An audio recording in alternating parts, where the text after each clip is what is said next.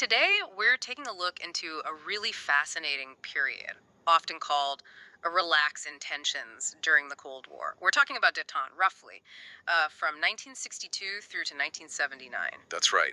We've been digging into a document that really goes into this specific time, looking at the very complicated relationship between the US and the Soviet Union and, how the whole world was shifting around them. Yeah, and our goal here is to pull out the really important stuff from this material, the key takeaways, you could say, to help you understand what detente actually meant. Mhm. And why these superpowers, but also other countries decide, okay, maybe it's time to dial back the rivalry a bit. Exactly, what really happened. And crucially, why didn't this specific thaw, this detente, last through that whole period? And what really struck us from the source is that this wasn't just Washington and Moscow signing papers. Not at all. No. This era was shaped, deeply shaped, by fear, real existential fear, but also by economics, internal politics in loads of countries, and just actions by nations all over the map. Sometimes pushing the big guys in ways they probably didn't expect. Okay, let's dive in then. At its most basic level, what was détente? What are we talking about here? But it's French. The word itself just means a relax in tensions. Simple as that. Right. In the Cold War context, it's that specific period where relations between the US and the Soviet Union seem to, well, improve.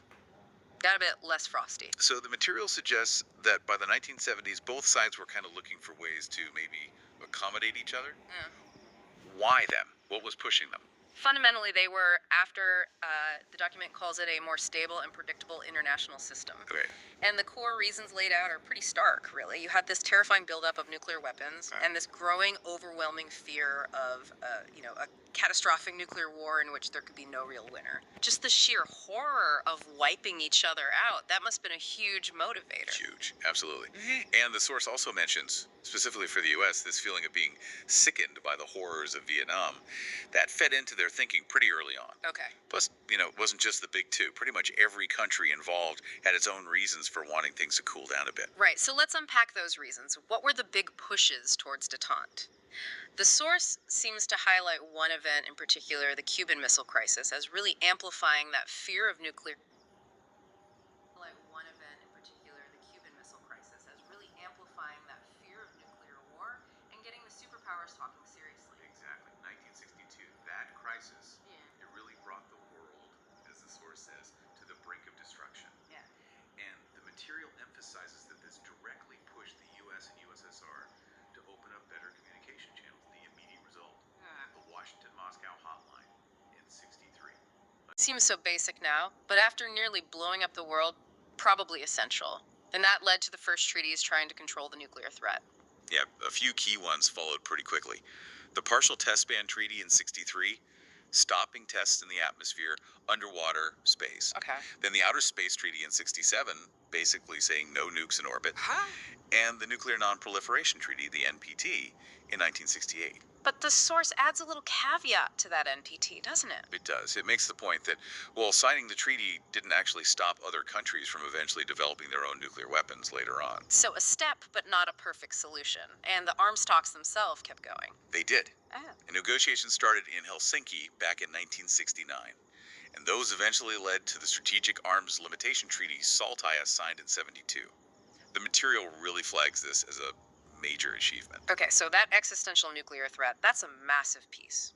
But it wasn't just the US and USSR feeling the heat. Western Europe was deeply involved too, wasn't it? Especially West Germany, with something called Ostpolitik. New Ostpolitik, Ah. New Eastern policy. I mean, think about it. The countries in Western Europe knew they were right on the front line. Ground zero if things went wrong. Exactly. And the source connects this push directly to Willy Brandt becoming the West German chancellor. And what was Brandt's big idea with Ostpolitik? His view basically was that stabilizing relations across the whole continent, East and West, was essential to the interests of the continent as a whole. Makes sense. And a really concrete result was the Treaty of Moscow between the Soviets and West Germany. West Germany basically recognized East Germany and accepted the borders drawn after World War II. A big shift, abandoning their old Holstein doctrine. Turning back to the US side, their reasons were also very much tied up with things happening at home, weren't they? The economy, Vietnam. Oh, absolutely. The document explicitly links the Vietnam War and that big 1973 oil crisis to America's economic problems, specifically stagflation. Right, that awful mix. Yeah, that really difficult combination. High inflation and high unemployment hitting at the same time. And the oil crisis in 73, that sent shockwaves everywhere. It really did. Yeah. OPEC, the oil exporting countries, slapped an embargo on the U.S. for supporting Israel in the Yom Kippur War. Oil prices quadrupled. And Wow. the source notes something interesting. This actually made it lucrative for the U.S. to seek oil from the USSR as another potential supplier. Finding an economic angle, even amid all the tension, and Vietnam's impact on the US economy. It added massively to unemployment. You had veterans coming home. And it cost, as the source puts it, a ton of government expenditure. Just draining resources. Exactly. Being in a bad economic position made the arms race more painfully expensive. So trying to get a freeze on weapons through something like SALT-I, it just made sense financially. The economy couldn't really handle the endless spending anymore. And beyond the money, Vietnam left that deep scar, the so-called Vietnam syndrome. Right. That term captures the public unhappiness, the real aversion in the U.S. to getting dragged into more foreign wars. The human cost was staggering. The source cites 58,000 U.S. soldiers dead, 300,000 wounded. Terrible numbers. Yeah. And there was this feeling, palpable according to the material, that the U.S. could not possibly win a war abroad like that again. A sense of limitation. Leading to a desire to pull back. Exactly.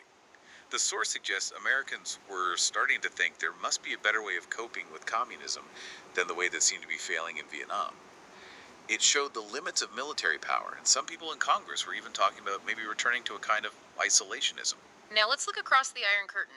The Soviet Union, they had their own strong reasons for wanting détente too. Definitely.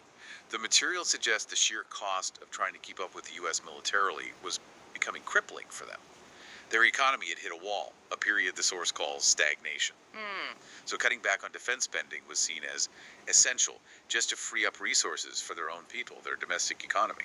So similar economic pressures as the US in a way, and they needed technology from the West. Yes, the source points to their poor technology as a reason they needed to import superior capital goods from the West How did they pay for that? by selling fuel and raw materials to the U.S., Yeah. primarily to get the hard currency, dollars to buy the stuff they needed, grain, consumer goods, and that vital industrial equipment. And the source mentions an even more serious reason for the Soviets involving another major player. China, yeah. Yeah. The document explains that the relationship between the USSR and China had really broken down quite badly. Right. And then suddenly the U.S. starts talking to China. So for the Soviets, détente with the U.S. became almost necessary to avoid being isolated, to avoid that potential two-on-one situation, the U.S. and China teaming up against them. Which leads us neatly to China. Why were they suddenly interested in talking to the Americans? Well, the material suggests China was feeling pretty anxious about their isolation. They were nervous about American intentions in Vietnam, remembering the Korean War, and they definitely were not happy about their worsening relations with the USSR. So for them, opening up to the US was mainly about the Soviets. It seems that way. The motivation described is pretty straightforward: to gain advantage over the Soviets. Strategic positioning. It's really fascinating how all these different internal pressures and regional rivalries kind of nudged everyone towards talking, isn't it? Not just pure ideology driving things. Absolutely. So let's look at the core interactions then. The US Soviet relationship and that huge US China shift. Right. So U.S. Soviet, we mentioned the early steps. Yeah. The hotline in 63, the partial test ban same year, outer space treaty in 67. But the big one was SALT-I in 1972. What did that actually do? The source calls it the first major breakthrough. It came right after Nixon made that historic trip to Moscow, first U.S. president ever to visit. Yeah. The treaty itself, it put limits on the number of anti-ballistic missiles, ABMs, those long-range ICBMs, and the submarine-launched ones, SLBMs. But it didn't cut numbers, did it? No, that's crucial. The material stresses it did not reduce the amount of armaments, but it did slow down the arms race. It capped things. Right. And it was the separate anti-ballistic missile treaty alongside it. And Nixon and the Soviet leader Brezhnev, they kept meeting. They did 3 summits in total. And they started talks for a follow-up treaty, SALT II. The source also mentions trade, picking up U.S. selling wheat to Russia, agreements to boost economic ties between 72 and 74. It really sounds like they were trying to build something new, a different kind of relationship. Yeah, they're publicly talking about a new era of peaceful coexistence.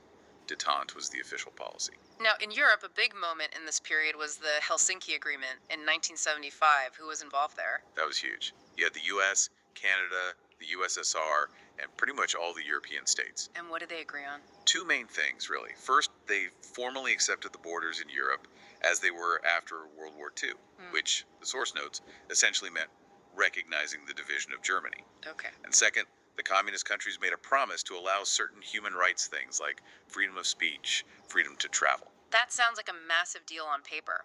But the source material we're using is a bit skeptical about Helsinki's impact. It is, yeah. The view presented is pretty critical. It says Helsinki achieved nothing. Really substantial. That it just confirmed the Iron Curtain was still there. And that Russia basically ignored his promises about human rights. Yeah. Things like, astronauts shaking hands in space or the ping pong diplomacy we'll get to. They were seen by some critics, according to the source, as just one-off propaganda stunts. Doesn't sound like deep trust building. No. And the source even quotes Brezhnev saying communists would still try to destroy capitalism. So the underlying conflict, the ideology, it hadn't gone away. Right. That definitely complicates the relax intentions idea. Now, beyond the Soviets, maybe the most dramatic shift was the U.S. opening up to China after, decades of no contact? Decades of hostility, yeah. Yeah. Ever since the Korean War. Tied up with U.S. support for Taiwan, China supporting North Vietnam, just froze. Broke the ice. The Sino-Soviet split. That falling out between Moscow and Beijing, with border clashes peaking around 1969, that created the opening. Nixon saw a chance, the source says, to use that split to shift the balance of power towards the West. And it started famously with a sport. Ping pong diplomacy. Yep, 1971. Totally unexpected invitation from China for the U.S. table tennis team to visit. Amazing. From ping pong to high-level politics, pretty fast. Incredibly fast. Right after that, the U.S. dropped its veto. China gets into the UN in late 71. Then, February 72, Nixon makes that stunning rapprochement visit to Beijing. Meets Mao Zedong, Zhu Enlai. First U.S. president ever in the People's Republic. The source calls it having vast repercussions. Definitely seen as a significant shift in the Cold War balance. Things kept improving under Carter. He cut official ties with Taiwan in 78, and the big moment was early 79. Carter gives formal U.S. recognition to the People's Republic of China. Ambassadors exchanged. Oh. And the source notes that generally good relations were maintained during the 1980s after that. And why did China want to keep this détente going with the U.S. specifically? Well, the material points out they were kind of nervous because they got into a conflict with Vietnam, who was allied with Russia, starting in 1979. So keeping lines open with the U.S. was useful for them. The source also mentions a nuclear cooperation deal in 85, but that's a bit after our May 1979 cutoff. Right. And talking about things outside that core period, the material does mention a major downturn in U.S.-China relations later on. Yeah, the Tiananmen Square crackdown, June 1989. The government used the army against student protesters. Many killed, executed. Oh. Yeah. The source says the government feared it might turn into a revolution, which could overthrow Chinese communism. It led to worldwide condemnation, a real setback. Okay, let's circle back to the USSR and China relationship. It went downhill pretty sharply before eventually getting better again. Yeah, the source traces a steady decline after about 1956. Big ideological fights. The Chinese leadership hated Khrushchev's whole idea of peaceful coexistence and achieving communism without, violent revolution. They thought he was betraying Marx and Lenin? Exactly. They called it revisionism. And they were furious about what they saw as Khrushchev going soft on the USA. How did the Soviets react to that criticism? Not well. They cut back economic aid to China. And the source also mentions a border dispute bubbling up China, wanting territory back that they claimed Russia took way back in the 19th century. So, ideology, money, land, quite a mix. Yeah. And by the late 70s, Moscow and Beijing were basically rivals, competing for influence, trying to be the leader of world communism, and interestingly, both trying to get closer to the U.S. Then Vietnam siding with Russia. Really complicated things. And China attacked Vietnam in February 79. Why did China attack Vietnam then? The source gives two reasons, mainly. One, kind of retaliation, because Vietnam had just invaded Cambodia and kicked out the Khmer Rouge government, Pol Pot, who was backed by China. Okay. And two, there was also a border dispute between China and Vietnam themselves. That attack, the material says, pushed USSR-China relations to rock bottom. But things did eventually improve between them. Yes, under Gorbachev. The source says he was determined to begin a new era. They signed trade deals in '85, started talking regularly, and then formally patched things up when Gorbachev visited Beijing in May '89. The withdrawal of Vietnamese troops from Campuche, Cambodia, in '89 also helped smooth things over between Vietnam and China too, the source adds. So it's clear detente wasn't just smooth sailing. Lots of progress, yes. But the material is very clear it did not proceed without some setbacks. Not at all. And crucially, those indirect conflicts, the proxy wars, they kept going, especially in the Third World. But even before we get to those, the source points out a big crack within the Western camp itself. France pulling out of NATO's military side. Right, that started with Charles de Gaulle. Yeah, way back in '58. De Gaulle wasn't happy with the U.S. having such a dominant role in NATO, and he didn't like the close U.S.-UK relationship either. He suggested a three-way leadership, U.S., UK, France, and wanted NATO to cover more ground, but got turned down. So what did he do? He went his own way. Started building France's own independent nuclear force, and then in 1966, pulled France out of the integrated military command and kicked NATO troops off French soil. That's a pretty bold move from a major ally right in the middle of supposed tension reduction. Yeah, it shows the complexity. Another huge setback the source details is the crushing of the Prague Spring in Czechoslovakia, 1968. Tell us about that. What was the Prague Spring? It was this period of political liberalization under their leader, Alexander Dubček. They had this action program promising more freedom of the press, speech, travel, shifting the economy towards consumer goods, even talking about maybe allowing other political parties, limiting the secret police. Sounds radical for the Eastern Bloc then. Hugely. Maybe even withdrawing from the Warsaw Pact was floated. How did Moscow take that? Very badly. The Soviet Union led an invasion by other Warsaw Pact countries to shut it all down. The source mentions this was triggered by a letter from some hardline Czech communists who thought things were getting out of hand. And the Czech people, how did they react to the tanks rolling in? The source describes it as nonviolent resistance. Quite moving, actually. It says they did not fight the Russians. Instead, they stood in front of the tanks and put flowers in the soldiers' hair. Wow. What happened afterwards? Well, the resistance didn't stop the takeover. Czechoslovakia was forced back into the strict communist fold. Soviet troops stayed, leaders got sacked, people were arrested. It was a brutal message. Moscow controlled things behind the Iron Curtain, and it led to the Brezhnev Doctrine. What did the Brezhnev Doctrine say? According to the material, Brezhnev basically claimed the right for the Soviets to intervene in any socialist country if Moscow thought it was drifting towards capitalism. Our right to invade your allies, essentially. Pretty much. It was a stark warning. You're not leaving the communist camp, even if it meant a Third World War. That's the quote used. So even while talking detente with the West, they were laying down the law in their own backyard. How did that affect the bigger picture? Well, the source says it definitely increased tensions again. The West was horrified, and even some other communist countries like Yugoslavia and Romania criticized it. Interestingly, the source also suggests maybe the spirit of détente itself had accidentally encouraged the uprising, gave people hope for change. Which just shows how tangled and unpredictable it all was. And as you said, the fighting didn't stop globally, it just happened indirectly in the Third World. Yeah, the source lists quite a few examples where superpowers were backing different sides during this détente period. You've got the U.S. intervening in the Dominican Republic in '65, fearing another Cuba. The horrific mass killings of communists in Indonesia in '65, '66 after Suharto took over. And Vietnam, obviously, which was a cause of détente, but also a massive ongoing proxy war itself. Exactly. Soviet and Chinese support for North Vietnam continued. Then there's Chile, 1973. The source mentions U.S. efforts to undermine Allende's socialist government, paving the way for Pinochet's coup. The Middle East was a constant flashpoint, too. Yeah, the Six-Day War in '67, the Yom Kippur War in '73, both had superpower involvement behind the scenes. Didn't the Yom Kippur War almost derail détente completely? It nearly did. The source says rumors flew that the Soviets might directly intervene to help Egypt, which threatened to wreck détente. But in the end, the U.S. and USSR actually worked together to impose a ceasefire. But the alignments were clear. USSR backing South Yemen, Algeria, Iraq, the PLO, U.S. backing Israel mainly.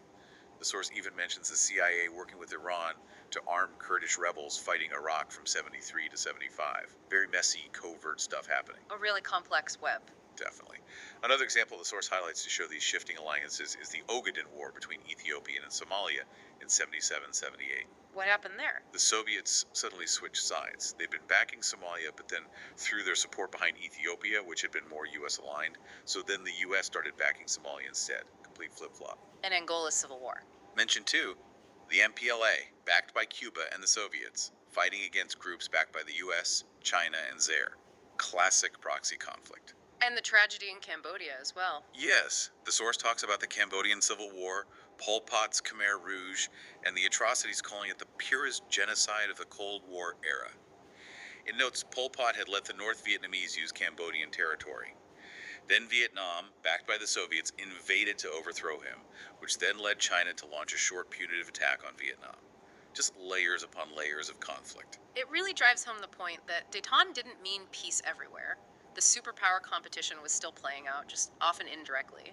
And then by the late 70s, this whole phase started to seriously unravel, didn't it? Leading back towards an arms race. Yeah. By 1979, NATO was getting really worried about new Soviet missiles, the SS-20s, aimed at Europe. Seemed like a shift in the balance, so NATO decided, okay, we need to respond. They planned to deploy over 500 new American Pershing and cruise missiles in Europe, starting around 83. And President Carter was trying to get a SALT II treaty ratified, but that failed. It did. His efforts in 79 got overshadowed, the source suggests, by other big events that year: the Iranian Revolution cooking out the Shah, the Sandinista Revolution in Nicaragua, backed by the KGB. Both saw pro-U.S. regimes fall. But the final nail in the coffin for this détente period, according to the source, was Afghanistan. The Soviet invasion of Afghanistan, December 1979, yes. The material states that action just revived all the old Western suspicions about Soviet aims. And the direct result was the U.S. Senate refusing to ratify the SALT II treaty they'd spent years negotiating. And the source actually calls the next few years The Second Cold War, yeah. The early 80s saw both sides really ramp up military spending again, building more weapons. And Reagan approved the Strategic Defense Initiative, SDI Star Wars, as it was nicknamed. So this specific window, 1962 to 79, really closed with Afghanistan. That's the timeline the source lays out. But it does add that the idea of relaxing tensions didn't die forever. It says détente gathered momentum again later in the 80s, largely thanks to Mikhail Gorbachev. And the material briefly mentions some key things from that later period, showing how things kept evolving. Right, even though it's technically after our main focus. Yeah. It mentions Gorbachev meeting Reagan in Geneva in 85. They issued that statement saying nuclear war cannot be won and must never be fought. Mm-hmm.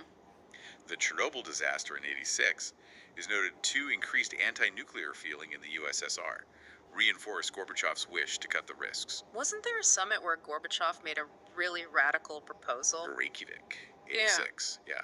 He suggested this wild 15-year plan to get rid of all nuclear weapons. The U.S. wasn't ready for that, and Reagan wouldn't ditch Star Wars.